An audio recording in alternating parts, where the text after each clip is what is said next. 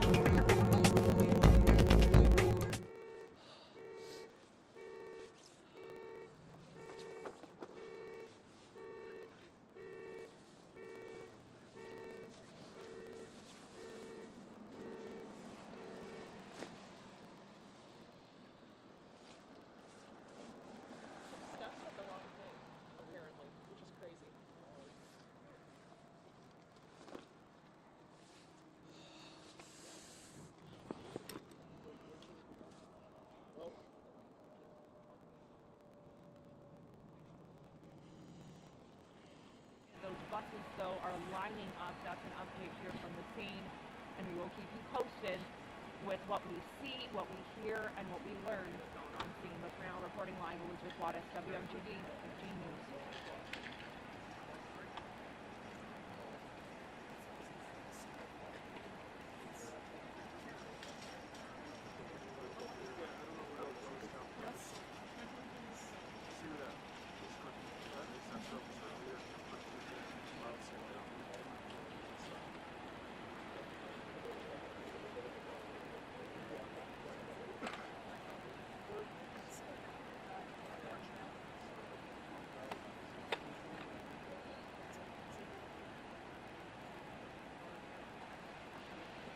I'm going to treat out of focus.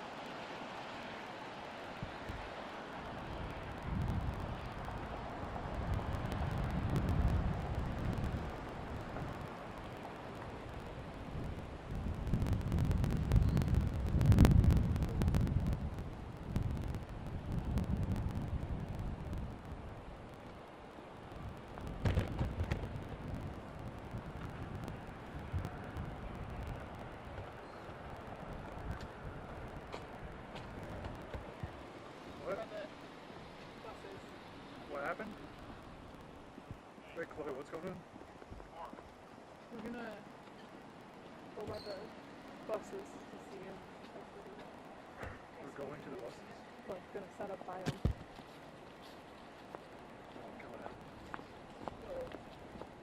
All MMSD schools went on lockdown. However, there is no threat to MMSD schools. Again, Abundant Christian Life School is a private school. MMSD schools went on lockdown just to be safe. Now you can see over here near Stoughton Road, officers are still redirecting traffic. They are coming over here, telling us what they can, when they can, and then we are relaying that information to you. They're still redirecting people, trying to get people to avoid this area. We could see a sheriff is over there, Madison police. This looks like it is a state patrol car. I could be wrong from where I'm standing, but that is what it looks like from over here. That over there is Stoughton Road. So it looks like they're still redirecting people who could be possibly going to the SSM Health Dean Medical Group to be reunified with their loved ones. You could see earlier today there was a long line of people just waiting to be reunified, and that line has since cleared. First responders did an amazing job of getting people into this area, where they need to be and keeping people safe while doing so. That is the information that we do have at this time. Again, at 2:30, there is going to be another news conference with any additional information at Fire Station 14, and we are going to have those details readily available for everybody.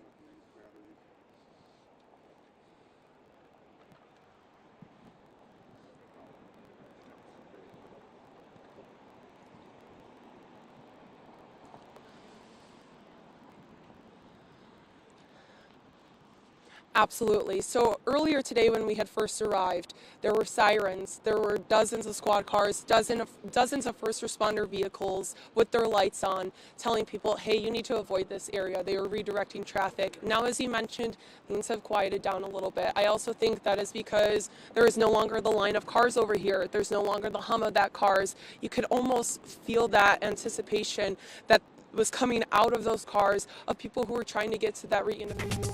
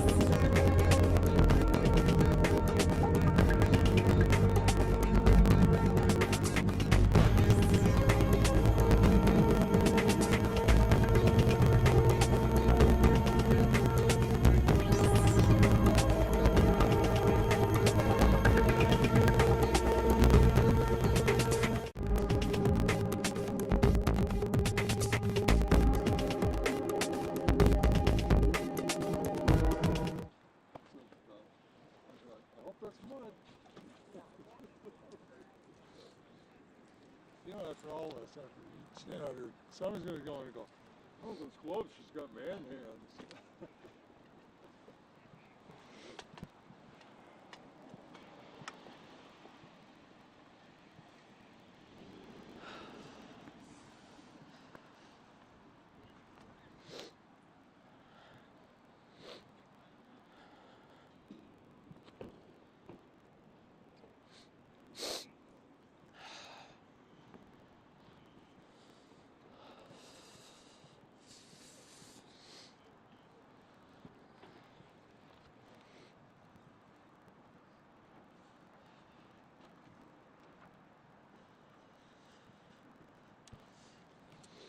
Network is here. Mm-hmm. Or Chicago.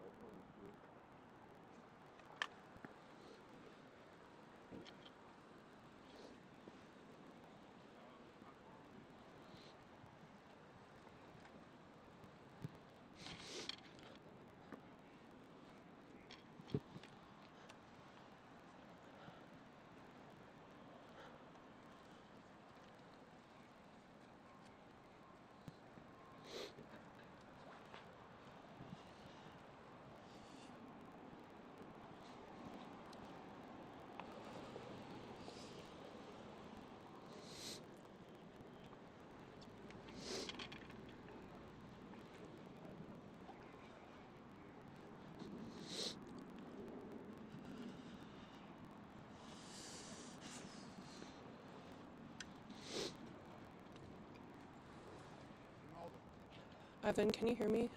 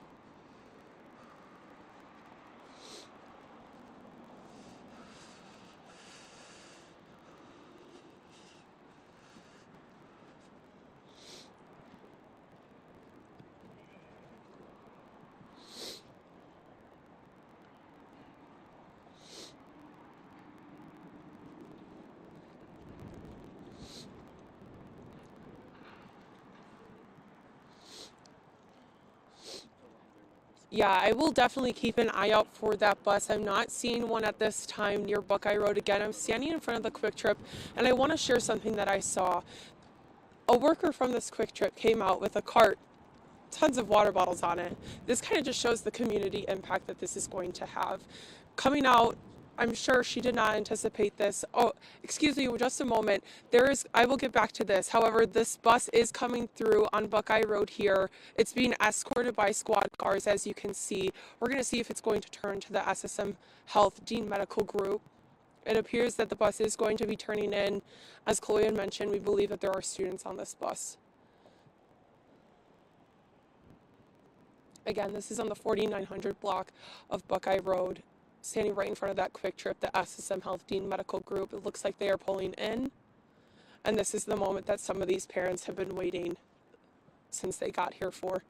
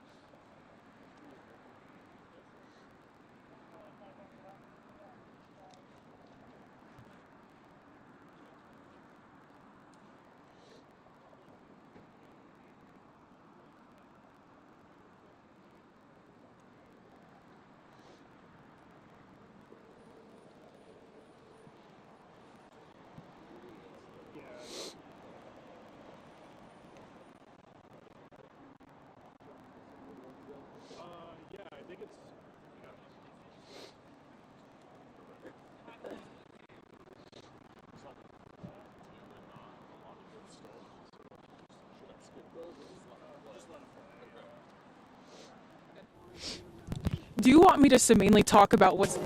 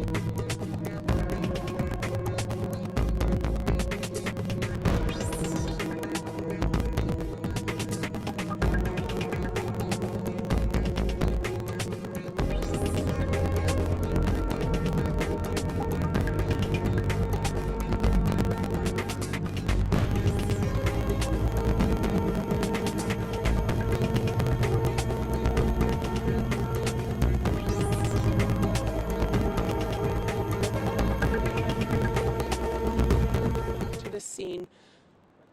It's been an all hands on deck situation for law enforcement. Now, around 2:30 at Fire Station 14, we will be getting an update from law enforcement from Madison Police Department about any details that they may be able to share at this time. As we mentioned, that number of who has been killed in this incident and who has been injured in this incident is fluctuating, but the numbers that we have as of right now is 3 people killed, 7 people injured. The juvenile who is believed to be the suspect in the shooting is deceased at this time. The threat has been neutralized. MMSD schools did go on lockdown a little bit earlier today. However, Abundant Christian Life School is a private school. Those schools, there is no threat to those schools at this time. When that information comes out at the 2:30 news conference, we will be sure to share that with you. At this time, there is only one bus. We've only seen one so far. That is the first one that I have seen. I haven't seen any others. So there is just one bus here at this time, and it's kind of pulled a little ways away, again, to give those families the privacy that they deserve at this time.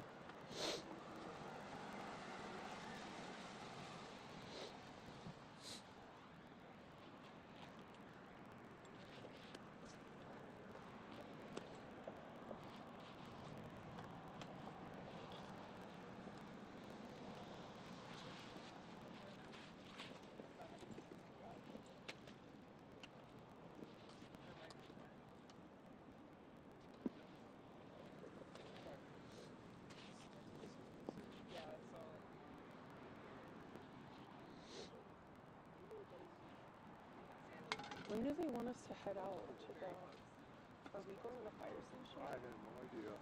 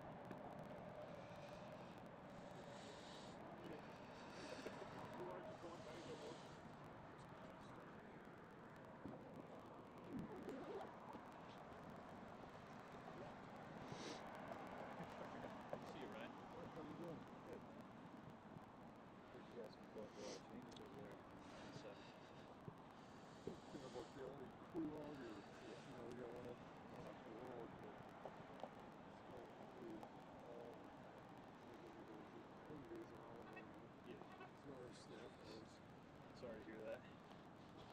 Well, when you get these big companies in the United States,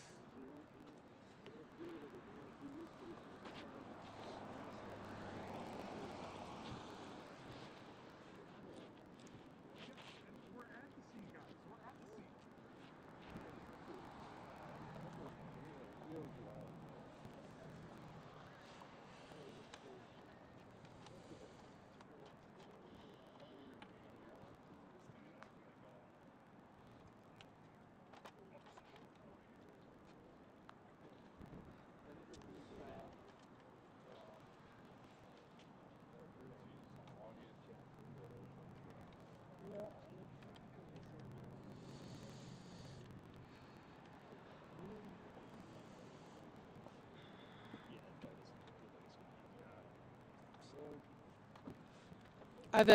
Evan, do you know who is going to Station 14? I just don't know, like, okay.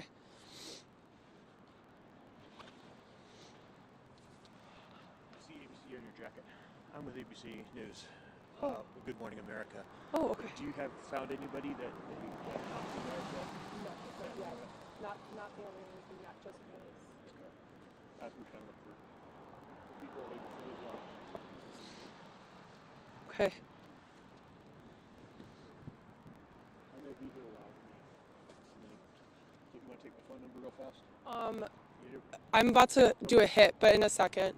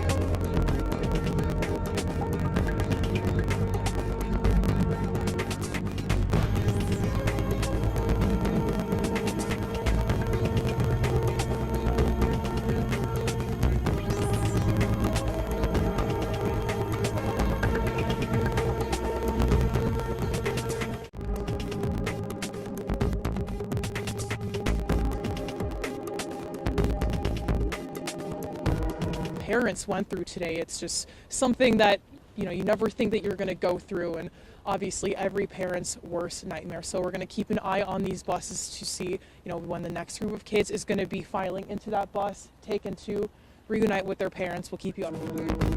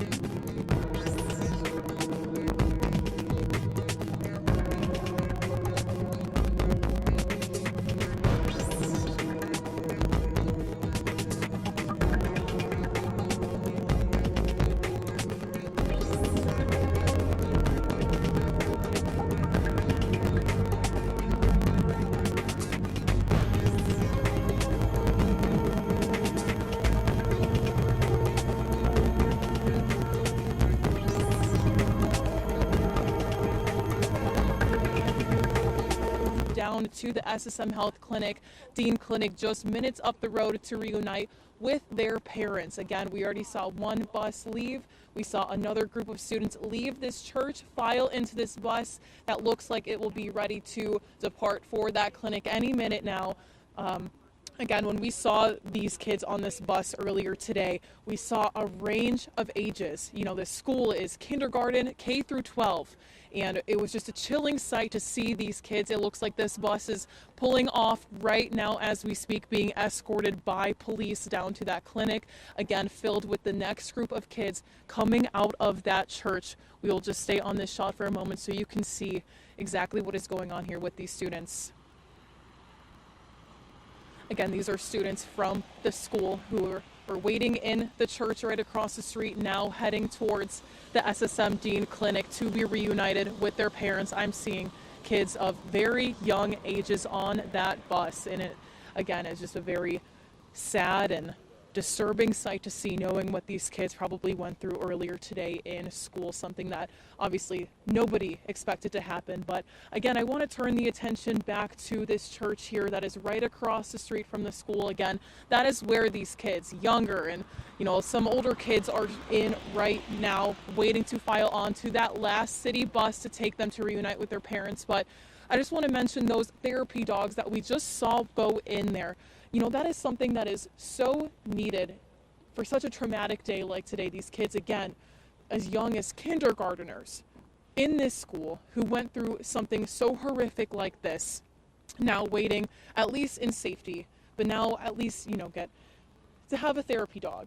And I think that is something that is so important, you know, something we've said community is so important today multiple times, and that is just another sense of the community coming together, trying to make such a devastating moment, such a devastating, you know, situation, at least a little bit better for these kids who went through something like this just hours after being dropped off at school. That call coming in, you know, just before 11 this morning, so they were only in school for a few hours, and now waiting in this church again to be taken to reunite with their parents. We're seeing right now a yellow school bus being escorted by police.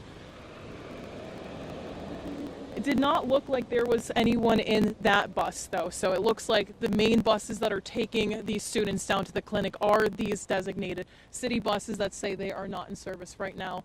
So we're going to be expecting another group of students to file out of this church probably in the coming minutes here. That'll probably be the last group of students being taken to this clinic. We're going to keep, you know, watching the situation. We're going to keep looking to see this last group filing out.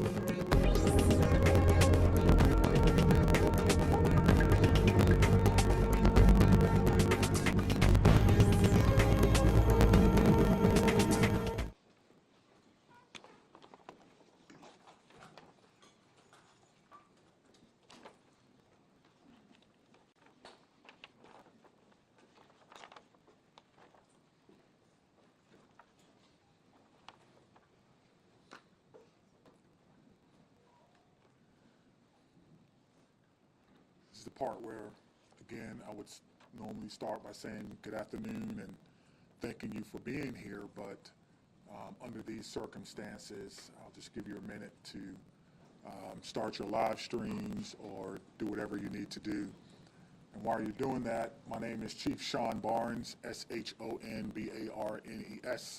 I'm currently the Chief of Police for the Madison Police Department. I'll be providing a brief update of the school shooting that we had today in Madison. There is some information that we're not going to release because it's still an ever-evolving situation. You'll hear from some of our representatives from our city and from our county, and behind me are a lot of people who came together today to make sure that the day ended well and that everyone else was safe. So with that being said, I'll go ahead and start my remarks. Today truly is a sad day for Madison and for our country. It is a day that I believe will live in our collective minds for a very, very long time. Here are the details. Today at 10:57 a.m., our team was called to the Abundant Life Christian School in reference to an active shooter. We know that 3 people are dead, including the suspect shooter. We know that the suspect shooter was a teenage student who attended the school. At this time, we're not releasing the age or gender of the student or any other identifying remarks about the student. 2 other people have died. That died were a teacher and a teenage student.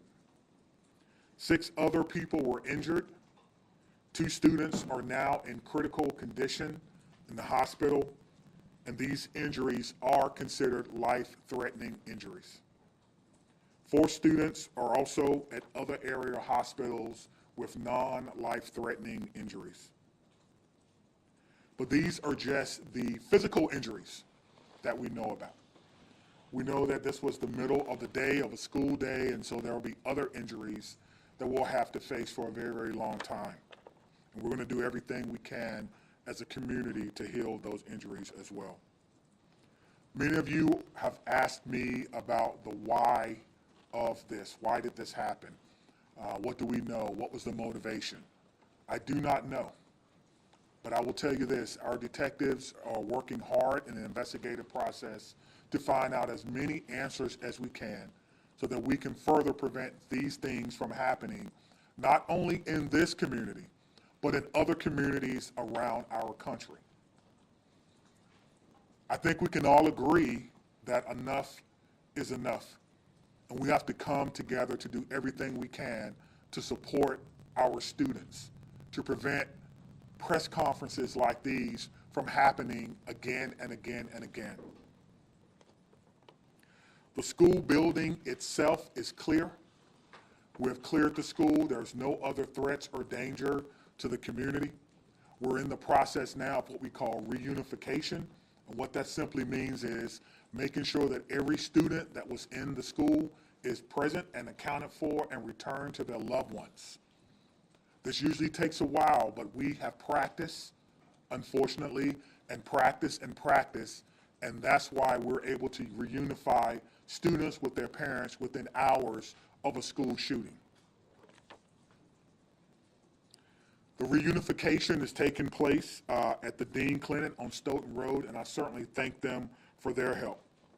Again, we need our public to find an alternate route. If that is your normal way home as we get closer to the end of the day, please be patient or find another route home. We're currently processing the scene. We're interviewing those who may have been witnesses, and we're obtaining search warrants to get additional information. And lastly, I want to just say thank you to everyone who's standing behind me, the organizations and agencies that they represent, the men and women of the Madison Police Department and Dane County Sheriff's Office who selflessly ran into a building not knowing what they were going to encounter. Many of you know this about me, but I started my professional career, if you will, as a public school teacher back in 1997. and I taught public school for 4 years. It was one of the greatest joys of my life before becoming a police officer. And I can tell you what a special place our schools are. With that being said, we owe it to our community to do everything possible to ensure that it's not only a special place, but a safe place as well. And we're going to continue to do that. So we ask for your patience as information is coming in.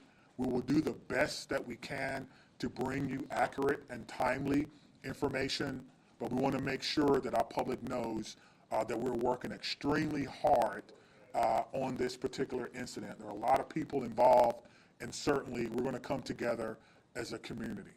I'd like to bring up at this time Police Fire Chief Chris Carver. Thank you, Chief Barnes. Before I start, the only thing I can say is this is not a place that any fire chief or any one of us would ever want to be, and I can't believe I'm standing here today talking about this incident. The fire department is a part of this community, much like all of the folks standing up here with me today. Our hearts are with and our arms are around everybody impacted today and everybody within our community.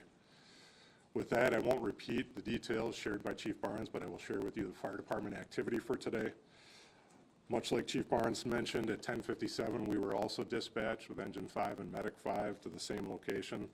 Throughout the course of the incident, we responded with 5 engine companies, 4 ladder companies, 15 ambulances. I would like to take a moment and share our gratitude for our county partners throughout a multitude of EMS and fire agencies that joined us in the response today.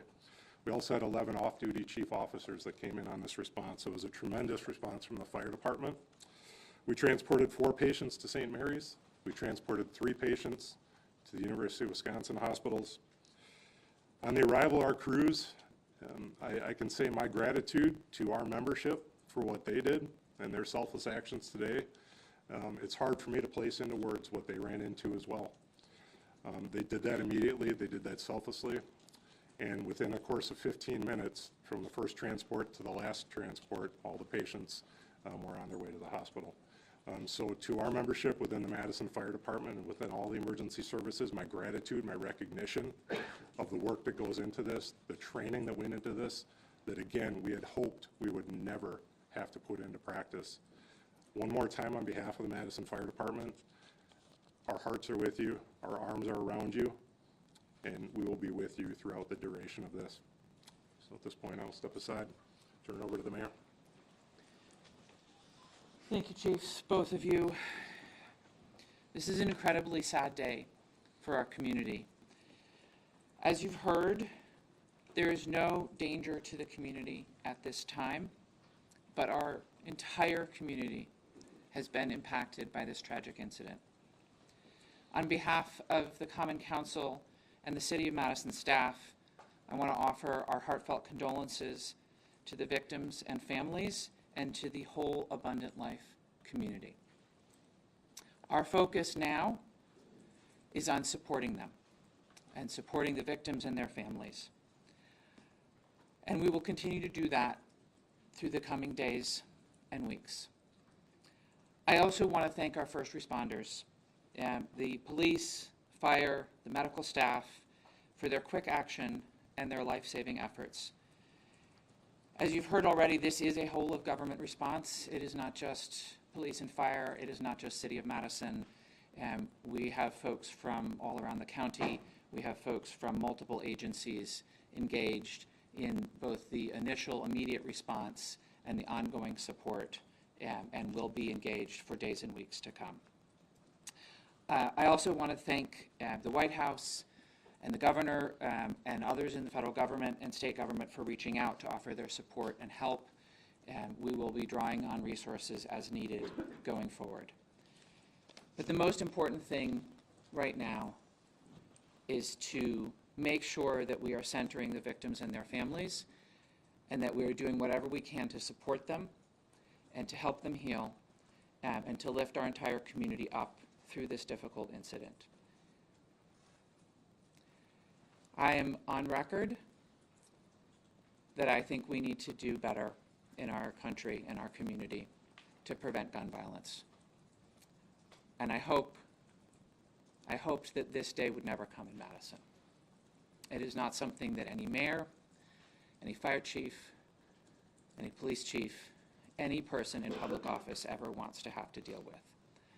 And so I will ask our entire community and our entire country to do whatever we can to make sure that no public official ever has to stand in this position again. And now I'll invite the county executive to the podium. Good afternoon, everyone. Today, our community is reeling from the heartbreaking and senseless tragedies at Abundant Life Christian School in Madison. As a mom who received a text from her son at a high school here in the city of Madison wondering if he was safe, I can tell you, this hits you in the gut. Our community is better than this. Our country is better than this. It cannot continue. My heart goes out to the victims and their families and the students and the educators, and the list goes on and on. Every one of us is affected by this unimaginable and unacceptable violence that has hit our community today. Dane County stands united in grief with the Abundant Life Christian School community. The Sheriff's Department, the Department of Emergency Management, Department of Human Services have all been on the front lines. My phone has been ringing from people across our state and our nation asking what it is that they can do to help our community. And right now, it is our time to be committed to supporting this school, these students, and these families, and our first responders who went into that building during this devastating time. We must work closely with our law enforcement officers and first responders, mental health professionals, community leaders, and policymakers to ensure that we are taking care of one another. No community should ever have to endure such a tragedy. And my administration is going to do everything that it can to provide assistance to those who have experienced this devastating loss, and also do everything that we can to prevent such tragedy from occurring. To all of those who are grieving in our community, please know that you're not alone. Dane County stands with you. We're here to support you in any way possible. Please reach out and ask for help. The governor's office, as well as the mayor's office, and I will continue to update the public as we learn more. But please understand, there are many things that we cannot share with you right now. This is an active investigation. This is an active case. The SSM Health Clinic near the intersection of Buckeye Road and Stoughton Road is the Reunification Center. I know that that has been out, but we need to make sure that folks know where it is that they can go to be reunited with their children. Again, in the coming days, we are going to make sure that we are supporting those that have been most impacted by this. But folks, reach out, ask for help. This does not need to be the reality of our community. Thank you. All right, we'll start over here with questions. Can you tell us, how did this unfold? Can you explain the timeline, how your officers got it? We received the call at approximately 10:57 a.m. Someone from the school called 911 to report that there was an active shooter. That means something different to us, obviously. There's different protocols that go out, tone alerts even, so that even if officers are busy doing other things, they respond. One of the things that I do want to note is that our training center is about 3 miles from there. We have special event team medics, those that work with the fire department, responded to this particular scene from their training day. So what began as a training day became an actual day. And so that's how this call originally came in. What can you tell us, if anything, more about the shooter and what their motivations were, or have you made contact with their family members? Anything updated on that? Sure. It's nothing new that I can tell you about the shooter at this time. Again, as difficult as today is, that's still someone's child that's gone. That's still someone that has to deal with what happened today. And so we want to make sure that we can ensure as much cooperation as we can. You asked me about why, as I stated before. I don't know why, and I felt like if we did know why, we could stop these things from happening. But what I will tell you is, as soon as we are done with the investigation, any information that we uncover that will not compromise the safety of anyone involved or compromise the confidentiality of any of these children that are involved, we'll tell you. I just ask for your patience. All right, over there. Sorry. Go ahead. Chief, what kind of gun was used today? We know it was a handgun. We know a handgun was recovered. Sit down right there. Was the shooting confined to one classroom, or did it spread out throughout multiple? We know it was confined to one space. I do not know if it was a classroom or a hallway. One of the things that we've gotten very good at, certainly different from in my day, is that if you do not need to be in a crime scene, you do not need to go to a crime scene. And so the crime scene and those persons who were involved, they have that crime scene locked down. I did not go or enter into that crime scene. But if you can imagine, most schools, the students go together, but they are segregated. So on each different floor, in each different group. And so there's no evidence that anyone else was injured that was not in that age group. What can you say at this time about how school staff responded when the shooting started? I cannot speak to how the school staff responded. We did have injuries, but it could have always, of course, had additional injuries. I do not know what the school's protocols are. Again, this is a private Christian school. I know that we have a very good rapport with MMSD, Madison Metropolitan Schools, public schools. So we have done trainings for them before, but I would assume that most of the teachers have the same or some similar type of training as a part of their certification. There's conflicting reports online about how many students are enrolled at the school. Can you confirm approximately how many students attend the school? I do not know how many students attend the school, but their website says that they serve about 200 families. Right in the back, white. What kind of support systems are going to be made available to the people who were affected by the events today? That's a good question. As you heard from our mayor and our county exec, we have services within our government that will be made available to them. I have a lot of confidence that they're going to follow through on that, and we'll make sure that that persons who need to. Do you guys want to speak to that? So, Dane County Human Services, as well as the Red Cross and other consolidated agencies, are already on scene. And we will continue to be on scene, and those resources will be bolstered. Again, please reach out. You are not alone. We are going to navigate this together, and there are people who are affected by this trauma who are not in the Reunification Center or at the school. We need folks to be reaching out because we do have resources available. Did you know if Abundant Christian Life School, did they have a school resource officer employed? It's not my knowledge that they had a school resource officer. That if they did, it would be a police officer, and I know where they all are, and they're not in the schools right now.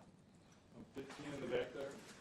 So in terms of witnesses that you mentioned about investigation, what is that looking like, and how many witnesses are you guys speaking with? Sure. So the detectives will talk to anyone who may have seen this particular event unfold, anyone that may have been unfortunate to hear something.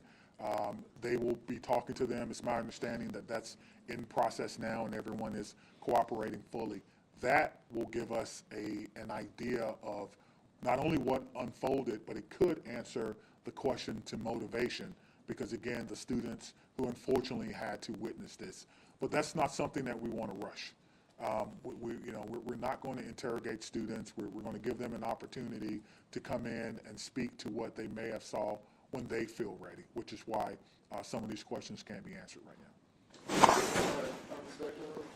How do you reassure the community that it's still okay to go back to school? I mean, everybody's got kids, and I think, maybe it happened at this school, but there's everybody that's got a kid anywhere like this in Dane County. It's going to be hard. Yeah, I think you're asking me, how can I say 100% that no child will ever be harmed in school? I can't.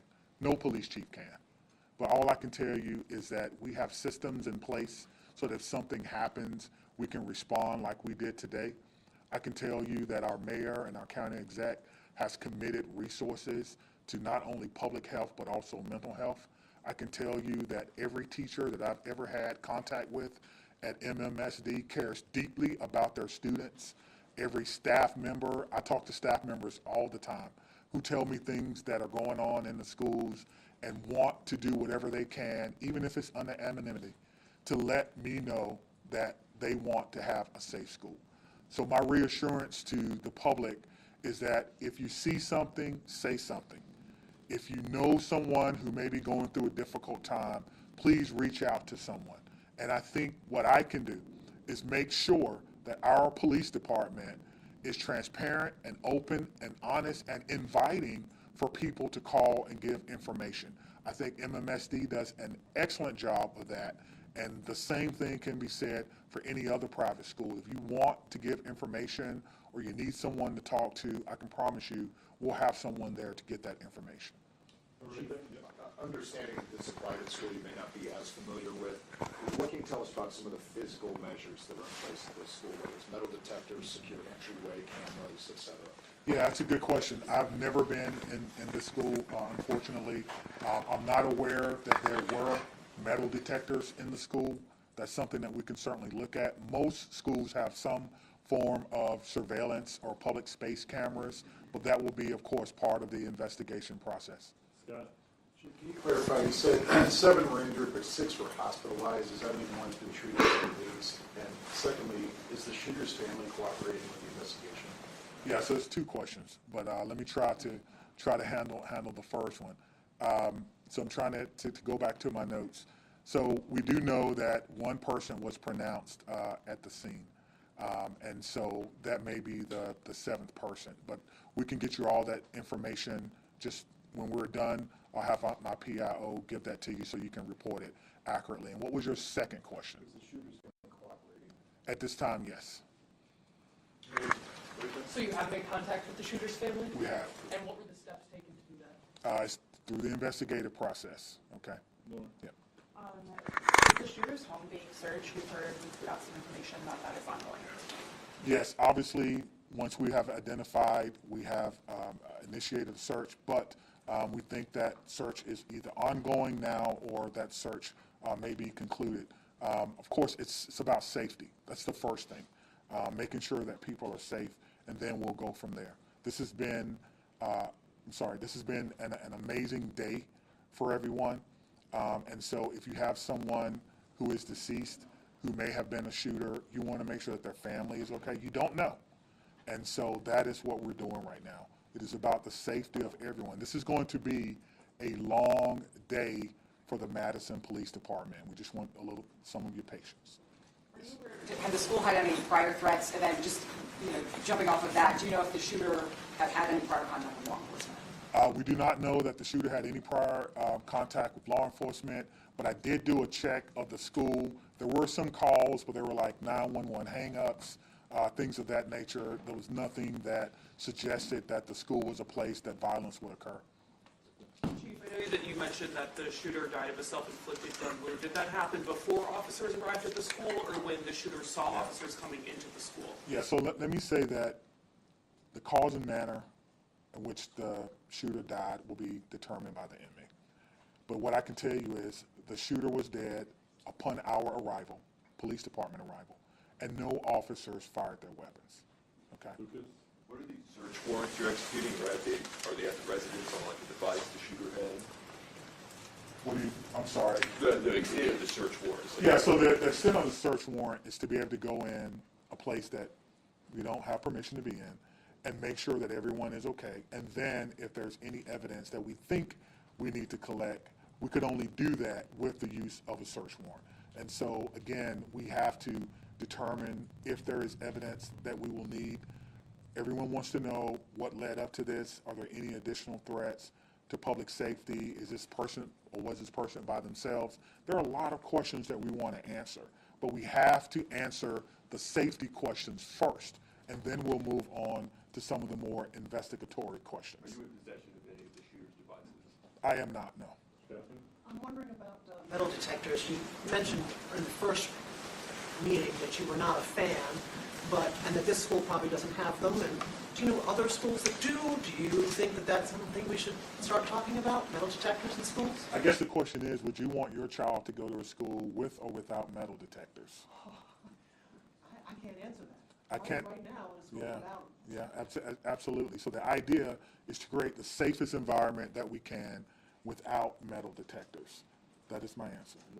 Chief, this was a shooting at a Christian school right before the Christmas holiday. Can you address the impact of that? And is the Christmas holiday at all, in your belief, related to as a motivation for the shooting? Yeah, so to the question of motivation, we don't know why, but to the question of so close to Christmas, we have a lot of people going to be impacted. If it's a Christian school, then obviously our holidays, our Christian holidays are very important to the students, very important. It's a time for family.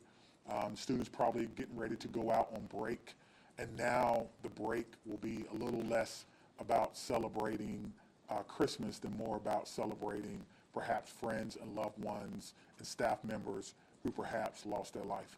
That's why I'm asking everyone to, of course, keep Abundant Life Christian School in your thoughts and in your prayers, and we'll get a couple more, okay? Okay, real quick, Phoebe. So it's a private school that takes public money through the voucher system. So what has this revealed about maybe gaps in security or training for staff? And is that something you're thinking about whether schools that are private but take public money need to be, kind of on par with public schools when it comes to safety? Well, what I'm telling you is that in 1997, I began my professional career as a public school teacher. I taught history for 4 years before becoming a police officer. So I did not get far enough to take courses in administration and budgeting of schools. I don't know what governs private schools, if they receive money, where that comes from. That would probably be a question that you would probably need to ask someone who's more intimately involved in the school system and what their requirements are if they do receive that. But you could probably compare what has happened or what goes on, their security measures, with the security measures of any school in MMSD, and then that may give you your answer. It's a very quick follow-up. Because there has been some criticism to other law departments in their response to these school shooting incidents, particularly Uvalde. How did that inform your game plan today, and how quickly were your officers able to get into the school? What were they told to do? Sure. We train on this, as I spoke about earlier.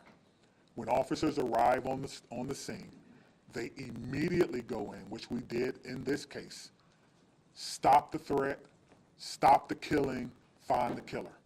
That's how we train, and that's exactly what we did today. There's no waiting. There's no coordination of who's in charge. Everyone knows exactly what to do. I spoke about this earlier. We train on this constantly. Our commanders, including the fire chief and I, was in a commander's training less than 2 weeks ago, going over this exact same scenario for another fictional location. And so all of that came into play today, and our officers performed extremely well based on their training and based on the expectations that they know exactly what to do. Stop the threat, stop the killing, find the threat. Right. Can we just do one more? Hold on, right here. Thank you, all. I think the questions have been asked, and we're straying a little far from what's most important at this point in time, and that is the victims and their families. I have 3 things to add. First of all, there is a lot that our community can and will do in the coming days to support the victims and their families, and we will have more information at future briefings. If anyone, and I would urge you all to include this in your stories, if anyone needs mental health support as a result of this incident and the coverage of it, I encourage them to reach out to 988 by phone or text and to get the mental health support that they need. It is incredibly important that we take care of our community in this very difficult time. We all have a role in preventing gun violence. Our entire community needs to be part of the solution here. There are many things that we can do, and we can have those conversations in coming days. But first and foremost, what needs to be the priority for all of us is supporting our young people. And that is where our community's attention needs to turn at this point in time. The police department, the fire department, the city, the county, We'll share additional information about the investigation as it becomes available. But I urge you all to help our community find resources to support their mental health and to find resources to support the victims and families at this time. Thank you all. People go to see your updates. What can you tell them? It'll be at cityofmadison.com. Me, Stephanie, and Cynthia will stick around and answer any other questions, folks. That's all. Let me say just before I go, because the mayor mentioned that this was a whole of government response. It certainly was, and there's so many people that we want to thank. We cannot thank everyone, but it's also a whole of law enforcement response. Even though we are in different agencies, we all have the same training. And so I want to thank our partners with the FBI who are here with me today, partners with the ATF, Dane County Emergency Management. Of course, we already talked about our fire department.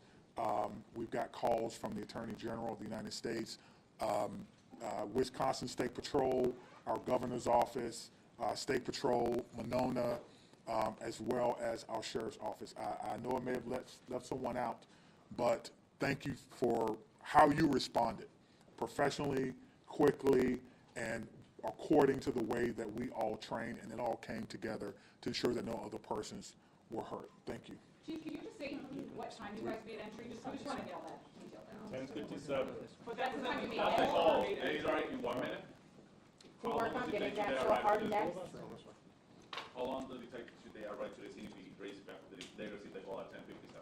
yeah, so I will work on getting that information for our next media briefing. We plan to meet here at 5:30 tonight, and I will work on getting that information. Do you know how many search warrants were executed? I don't have that information. I can see if detectives are able to share that number later. Okay, and also have they checked his social media at all? So that is something that is routine in the investigation, is we'll look at any online information. Today, 5:30.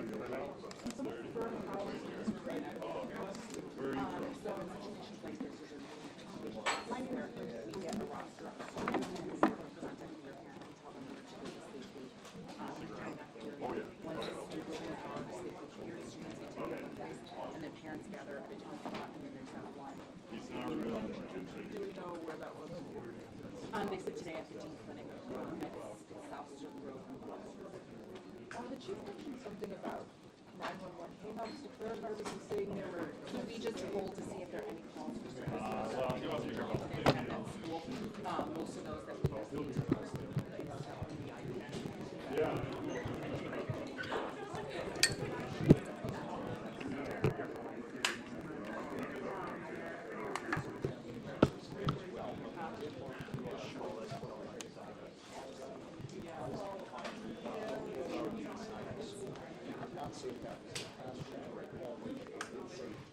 Mic check 1 2 1 2. Can you hear me?